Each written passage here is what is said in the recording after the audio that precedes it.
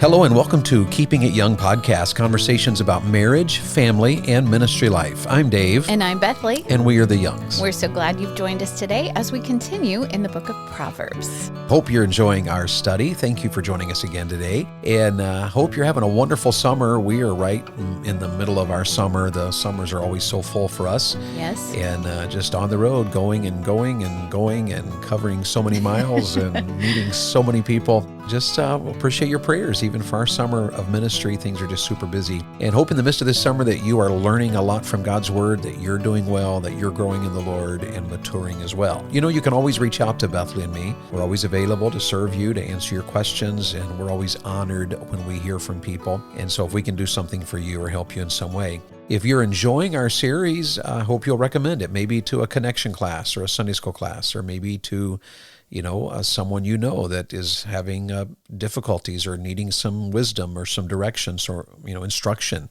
Right. So like and share and subscribe, maybe leave us a rating. We would certainly be thankful for all of that. God's been good to us, hasn't he? Absolutely. And we have enjoyed our podcasting and are so thankful for how God has blessed us here on the podcast. And we are enjoying Proverbs. We are. And learning so much from it. I had no idea how many things we could find in Proverbs. Well, it does go to show that the old practice of reading through the Proverbs with your family over and over and over again, there was wisdom in that because Yes. There is so much to be learned from the book of Proverbs. And I feel like we're just scratching the surface here with these highlights from these different chapters, but such good truth available even in those highlights. Yes, and I know several people have reached out to me and said, hey, what commentaries are you using and so forth? And my first go-to in the book of Proverbs is the old writer Matthew Henry. Oh, yes. And I just really love his practical simplicity and straightforwardness about how he looks at them.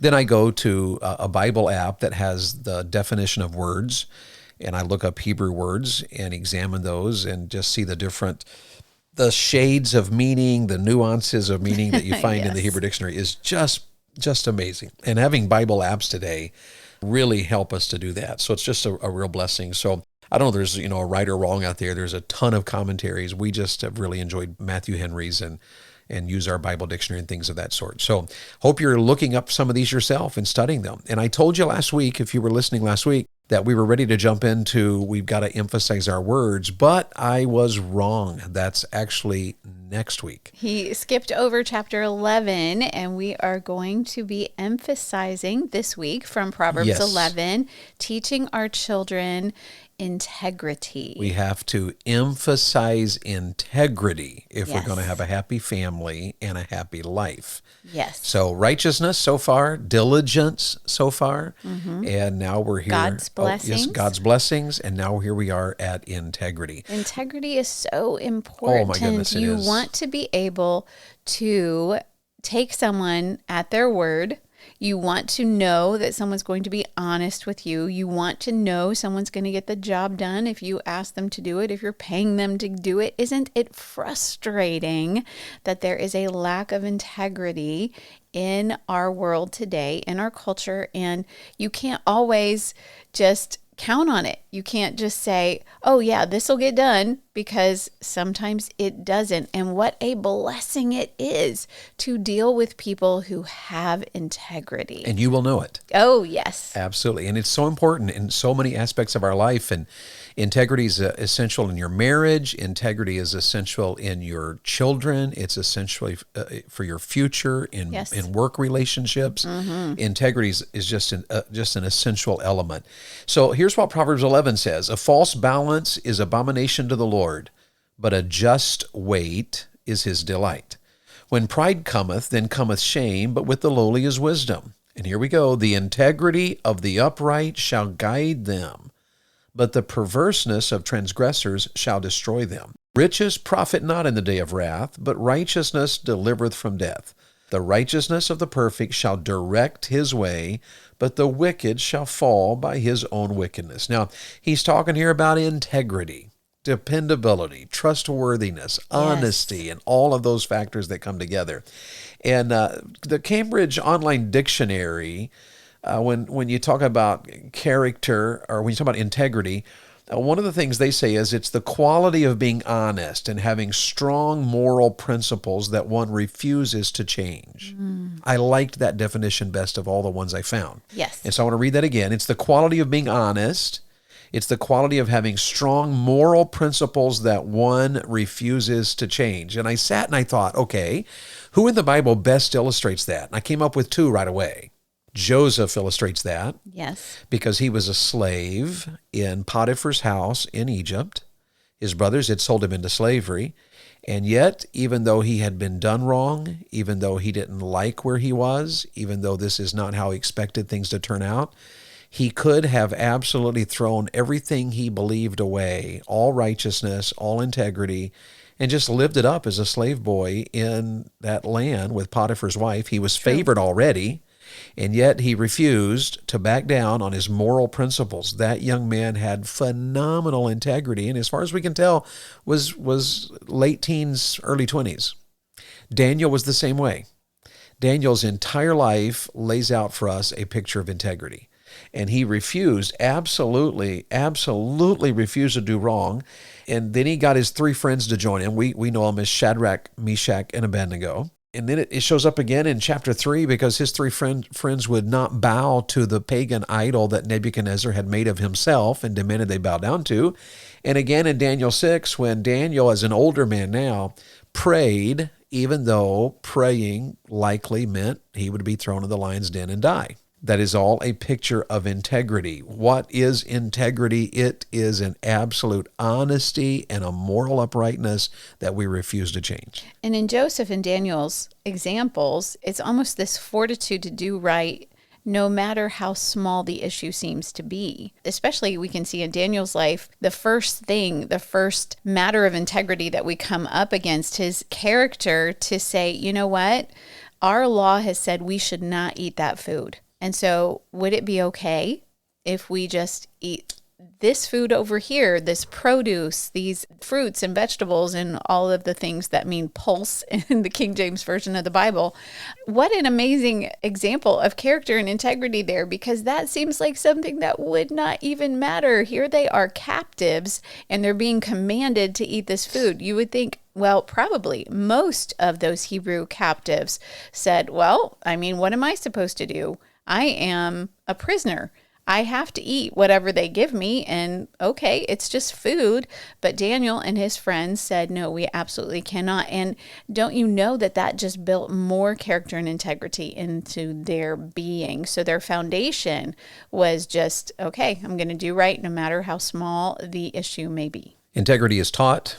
They obviously learned that somewhere. And it is also caught. Yes. We see it when we observe. And then integrity gets bigger. The more we live it, the stronger it gets. Yes. And so it becomes stronger. Proverbs begins here, this idea of a false balance being an abomination to the Lord, but a just weight being his delight. And what we find out as we study that is this is an old command. And it was an old command that actually was written by Moses, but reiterated in the book of Proverbs by Solomon. And you find it in Deuteronomy 25 and verses 13, 14, and 15. So listen to these verses. The Bible says, thou shalt not have in thy bag divers weights, a great and a small. Thou shalt not have in thine house divers measures, a great and a small. But thou shalt have a perfect and just weight. A perfect and just measure shalt thou have, that thy days may be lengthened in the land which the Lord thy God giveth thee. There's so much to be said about that. Yes. First of all, he draws the point there that we should be the same in private that we are in public, and the same public that we are in private. So if I am one way at home, but I go out into the world and I'm a dishonest businessman, and yet I come home and I want things to be well, it's not going to work that way. And the other side of that is true. You know, if you've got to be right at home and right in public. You've got to be right in public and right at home. And that's God's idea of integrity. Integrity is when I'm the same in public and in private. I'm the same righteous person in public and in private. And I'm dependable and I'm honest and you can trust me. Proverbs 16:11. Let me look that one up here. Proverbs 16:11 has the same idea. And Solomon said it like this: a just weight and balance are the Lord's. All the weight of the bag are his works.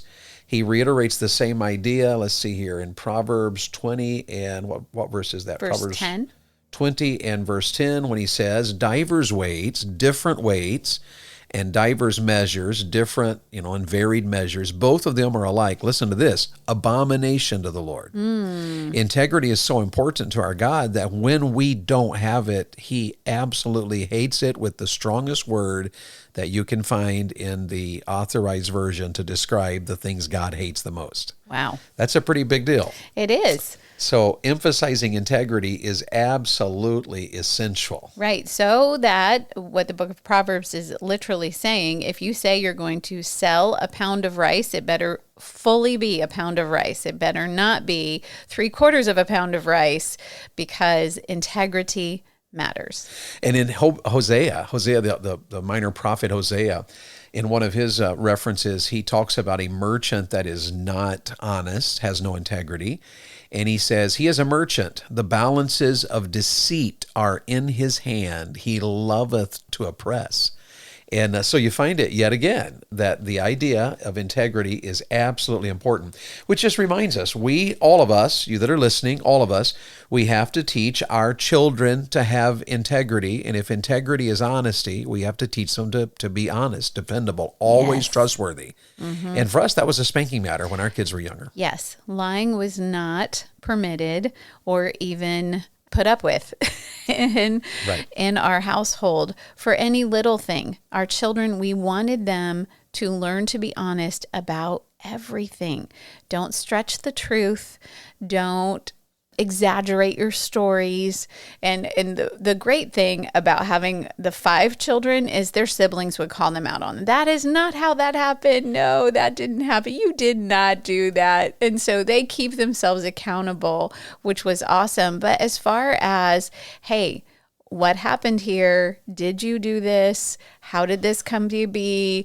Did you do all of your schoolwork? Did you finish the job? They had to be honest about that. And we wanted our children to learn integrity. Yes. And Matthew Henry said, he is not an honest man that is not devout. He is not a godly man that is not honest. And so this is a matter of our faith, of our spirituality. Dishonest business dealings are always offensive to God. If you're listening and you're a businessman or a businesswoman, make sure that as a Christian that everything you do is done with the utmost integrity. And even a person who is not a believer but who has integrity is a person that can be respected and trusted. Right. Integrity brings trust. We can trust a person who has integrity. And when you build a business on integrity and it's based on this is the right thing, you make a mistake, but I'm going to take care of it because I have integrity. This is the right thing. If it costs me extra money to do the right thing because one of my employees made a mistake or because we just failed, I will go overboard to do the right thing. That is a matter of character and integrity. And it's something we have to live and something we have to teach our children if we're going to have a happy life and a happy family, right? Yes. I would say even as a consumer, you need to have integrity and honesty. And all of these self-checkouts that they have these days, of course, you are on camera. They are watching you as you are scanning your things. And there have been times, though, that I have missed something in my cart. And so I get out to the car and I'm unloading all the bags of groceries and I'll find something little sitting in the bottom of the cart that did not get scanned. And it could be so easy to be like, oh, I'm in a hurry. This is just a couple of bucks. Walmart will never even miss it. Right. All of the billions of dollars they make every year from all of the groceries. But I cannot do that. I try to be a woman of integrity. And so I have marched right back in and I have said to the welcome person, I am so sorry. I missed this when I was scanning. I need to go back through and scan this and pay for this. And I even had one of the managers look at me in just disbelief. And she said, no one ever does that. I cannot believe you came back in just to purchase that. And I said, well, I can't do it. I can't just leave with this and not have integrity. So even as a consumer, you need to have integrity and honesty and teach that to your children. What a valuable lesson. Absolutely. And it makes a world of difference. And those kind of lessons, when our children are aware that Bethany is willing to go back into a store to pay for something that costs, 50 cents or $3. Right. It says to our children, this is a big deal. We mean this. And it is the truth. The Bible is teaching us very clearly here that it is an essential part of Christianity, integrity. Yes. And it's called integrity. Integrity may be as something as little as I take the shopping cart, since we're talking about Walmart, and I put it where it's supposed to be so that it's not going to, go flying across the parking lot and hit a car. Right. Or take up a parking space that someone with a white SUV in Pensacola, Florida may want to park in that parking place because you didn't put the cart back. Or I should say Pace, Florida. I don't go all the way to Pensacola. Are we just testifying? To Walmart. Yes. This is, ladies and gentlemen, Put the carts back, people. This is getting deeply personal right here. Oh, my soul. Nothing is more pleasing to God than fair and honest dealings. Yes. Is what we're learning in Proverbs. It actually models who God is. Yes. When we are fair, when we are honest, when we have integrity, we are modeling God. This is who he is. Mm-hmm. And let that be a comfort to you. Maybe just as a little bit of a side here. A lot of times I get questions from folks, dealing with issues of life. What about my mom? My mom passed away. I wasn't sure about, this or her salvation. And those are questions that can plague a heart. Mm. But can I encourage you, the answer to those questions is that our God is a God of integrity. And the Bible says things like, will not the judge of all the earth do right? When God makes decisions, when God acts in relation to mankind, dear friends, you can rest assured of the fact that our God is a God of integrity. He will do right every single time. And he does right in such a way that it's obvious to everybody this is the right thing to do. And when you do the right thing, it's also the best thing to do. Integrity is not just the right thing, it's the best thing to do. Mm-hmm. It makes life palatable. It makes life successful. It helps our relationship. It improves our business. It brings, if we can go back to a recent podcast episode of the Keeping It Young, it actually brings God's blessings into our life. Yes. Right? Yes. So it is honesty. It is honesty. It is also humility, because integrity is the opposite of pride. Remember Nebuchadnezzar in the Bible, because Nebuchadnezzar, he was quite a king, but he was judged severely by God for his pride. Herod was. Those were men who, when they did not, God had entrusted them to the throne. All power is from God, authority. Mm-hmm. And when they would not honor God and they lacked integrity, then they were judged severely by Almighty God. Right. And you that are leaders, you that are political leaders, need to hear that. God is real and God is judging. God will judge lack of integrity. Yes. It is uprightness. The word means correct and right and straight. Integrity means I'm going to do the correct thing. I'm going to do the right thing, the straight thing. Psalm 25 verse 21 says, "Let integrity and uprightness preserve me, for I wait on thee." Yes. This is an important topic. It is. And we were talking about humility with integrity. It takes humility to own up to things, to say, you know what, I was wrong there. Or, you know what, I shouldn't have said that the way I said that. That takes integrity and that takes humility on our part. Yes. So it's a very important thing. I was thinking about integrity in the illustration of a strong-willed child. We have people talk to us all the time about, oh my goodness, my child is so strong-willed, and it takes a lot to get them to obey. It takes a lot to train them in the way they should go. But if I can encourage you, when you have a child who is strong-willed, and can I also just say, all of our children are strong-willed in some area. You might have a child that seems like they're not strong-willed at all, and they just obey in everything, but there will come something that your child will dig their heels in about. So all of our children can be strong-willed about something. But as you teach your children all of these different things that we teach on the podcast and all of the truths of the Word of God, integrity is such an important thing because it teaches them to do the right thing every time, to own up to the honest thing every time. And one of the things that a mentor of ours taught us is if you get a strong-willed child going in the right direction, that strong will be to do the right thing. It will be to have integrity. I'm going to do the right thing every time. And that is such a blessing to see as as we have adult children, as our children grow up, to see them step into that role of integrity, and especially the ones who are outwardly more strong-willed, they can be very, can I say, verbal about absolutely not. We will not do that in this household. This is the right thing to do. And it just kind of makes us laugh and amuses us, but also what a joy to our hearts that we are going to do the right thing to teach your children integrity. Absolutely. That's so true. Two more questions we have to answer before we're done today.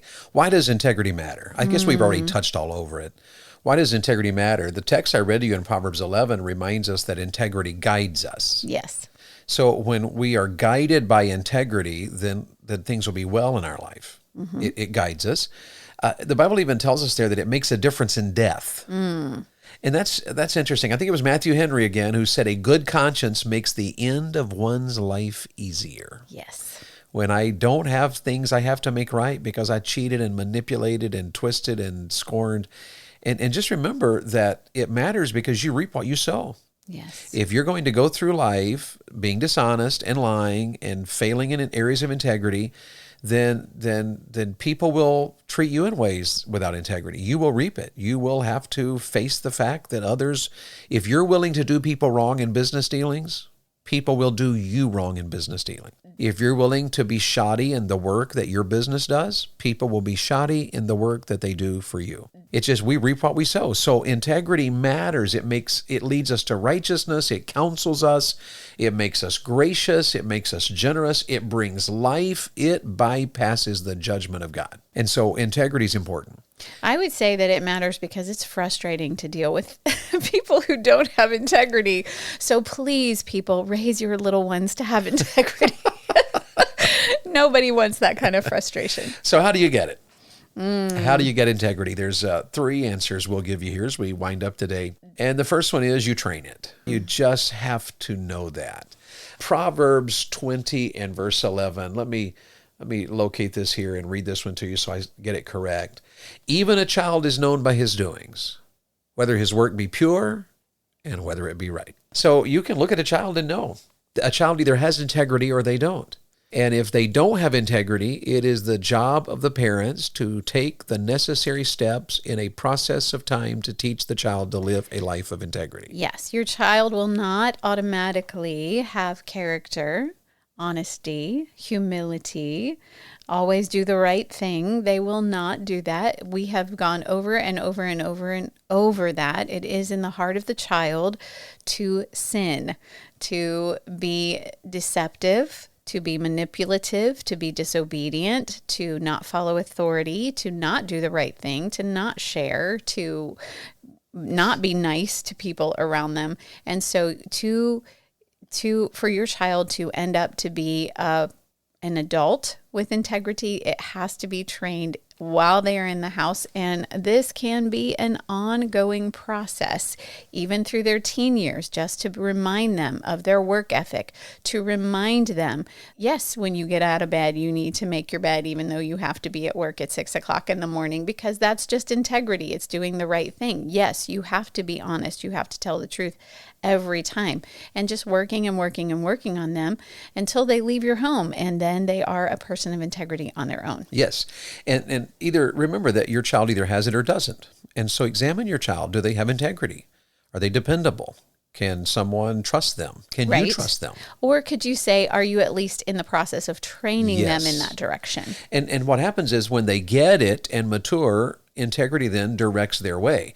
Because in the Proverbs 11 passage, as he's talking about this issue of integrity, he says, the integrity of the upright shall guide them. He says then in the 5th verse, the righteousness of the perfect shall direct his way. And the word perfect there is the mature. Right. The righteousness of the mature, the perfect, shall direct his way, but the wicked shall fall by his own wickedness. So either we teach our children to have integrity, to do the right thing, to live the right way, to honor God by making right choices. That either guides their life or wickedness guides their life. Right. So how do you get integrity? Well, you got to train it. And moms and dads, it never ends. You train all the days of their life. And at any given instance in your child's life, maybe your son is 16 and all of a sudden you see an area where he's lacking integrity, then you've got to really start teaching. You've got to go for a walk. You've got to sit down and do a Bible study. You've got to address the situation. Right. You've got to place ramifications that have negative consequences so that your children get the idea. Yes. This is important. This is big. And your children should always be looking back at your life, and when they sit to talk about their upbringing, they should have ample opportunities to say, oh, remember Dad pushed us about this, and Mom pushed us about that. Remember that? And what you're doing there is you're seeing the fruit of integrity being trained in the hearts of your children. Well, and they should be able to see it in you. David and I were just talking through some decisions that maybe we will make in our life soon. And we were talking about how that we're not sure what to do about the situation. And we were just like, well, we need to do the right thing. And I said, I think if we do the right thing, if we stand, and of course that would be integrity, doing the right thing, doing the honest thing, then God will direct us. And the Bible does promise that. So what a comfort that is. Just, you may not know what to do, but you do know what the right thing is to do. Well, then just do the right thing and God will direct you from there. Absolutely. And so you train it.